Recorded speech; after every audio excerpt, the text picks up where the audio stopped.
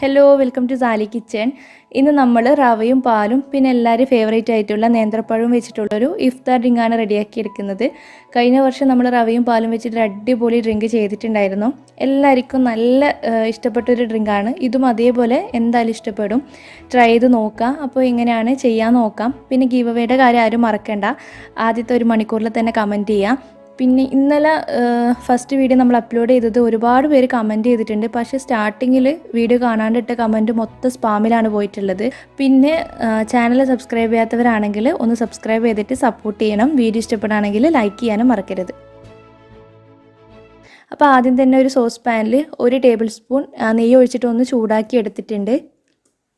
ഇതിലേക്ക് കുറച്ച് കാഷ്നട്ടും പിന്നെ കുറച്ച് റൈസൻസും ഇട്ടിട്ട് ജസ്റ്റ് ഒന്ന് വറുത്തെടുക്കുന്നുണ്ട്. അതൊന്ന് റെഡി ആയിട്ട് വരുമ്പം ഒരു പഴം, നേന്ത്രപ്പഴം നല്ല പഴുത്ത പഴമായിരിക്കണം, കട്ട് ചെയ്തിട്ട് ഇതുപോലെ ചേർത്ത് കൊടുക്കാം. ഒന്ന് മതി. പിന്നെ ഒരു 2 ടീസ്പൂൺ പഞ്ചസാര കൂടി ചേർത്ത് കൊടുക്കുന്നുണ്ട്. നന്നായിട്ടൊന്ന് മിക്സ് ചെയ്തിട്ട് പഴം നല്ല സോഫ്റ്റായിട്ട് കിട്ടുന്നവരെ ഒന്ന് വിളയിച്ചെടുക്കണം.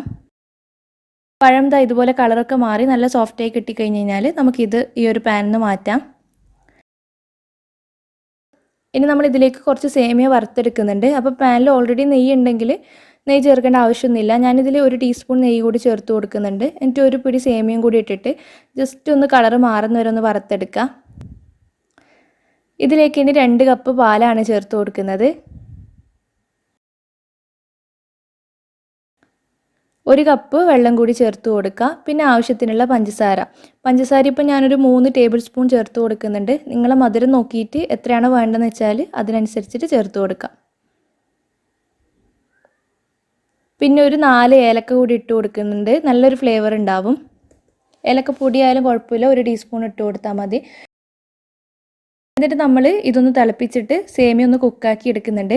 അപ്പോൾ പാലൊന്ന് ചൂടാകുന്ന സമയത്ത് 1 ടീസ്പൂൺ റവയിലേക്ക് ആ ഒരു ചൂട് പാൽ ഒരു 2-3 ടേബിൾ സ്പൂൺ ഒഴിച്ചിട്ടൊന്ന് മിക്സാക്കി വെക്കണം.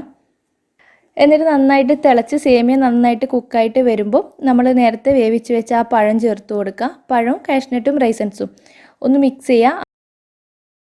അവസാനം മിക്സ് ചെയ്ത് വെച്ച റവൻ്റെ മിക്സ് അങ്ങ് ചേർത്ത് കൊടുക്കുക. നന്നായിട്ടൊന്ന് മിക്സ് ചെയ്തിട്ട് ജസ്റ്റ് ഒന്ന് തിളപ്പിച്ചെടുത്താൽ മതി. ഇതുപോലെ തിളക്കുന്ന സമയത്ത് 2 നുള്ളു ഉപ്പും കൂടി ഇട്ട് കൊടുത്തിട്ട് ഫ്ലെയിം ഓഫ് ചെയ്യുക. ഇത്രയേ ഉള്ളൂ നമ്മുടെ ഡ്രിങ്ക്. ഇതിലേക്ക് മധുരം വേണമെങ്കിൽ നിങ്ങളുടെ പാകത്തിനനുസരിച്ചിട്ട് മധുരം ചേർത്ത് കൊടുക്കണം. പിന്നെ ഈ ഒരു ഡ്രിങ്ക് നിങ്ങൾക്ക് തണുപ്പിച്ചിട്ട് കഴിക്കാം. ഇതുപോലെ ചൂടോടെ വേണമെങ്കിൽ ചൂടോടെ കഴിക്കാം. ഇപ്പോൾ കഴിഞ്ഞ വർഷം ഇതുപോലെ ട്രൈ ചെയ്യാൻ പറ്റുന്ന ഒരുപാട് ഡ്രിങ്ക് നമ്മൾ അപ്ലോഡ് ചെയ്തിട്ടുണ്ട്. ഇനി ഇതുപോലത്തെ ഡ്രിങ്ക് വേണമെന്നുണ്ടെങ്കിൽ താല്പര്യം ഉണ്ടെങ്കിൽ കമൻറ്റ് ചെയ്താൽ മതി, നമുക്ക് ചെയ്യാം. പിന്നെ ഗിവ് അവേയുടെ കാര്യം മറക്കണ്ട, എല്ലാവരും കമൻറ്റ് ചെയ്യുക, സപ്പോർട്ട് ചെയ്യുക. പിന്നെ ചാനൽ സബ്സ്ക്രൈബ് ചെയ്യാത്തവരാണെങ്കിൽ സബ്സ്ക്രൈബ് ചെയ്യുക. താങ്ക്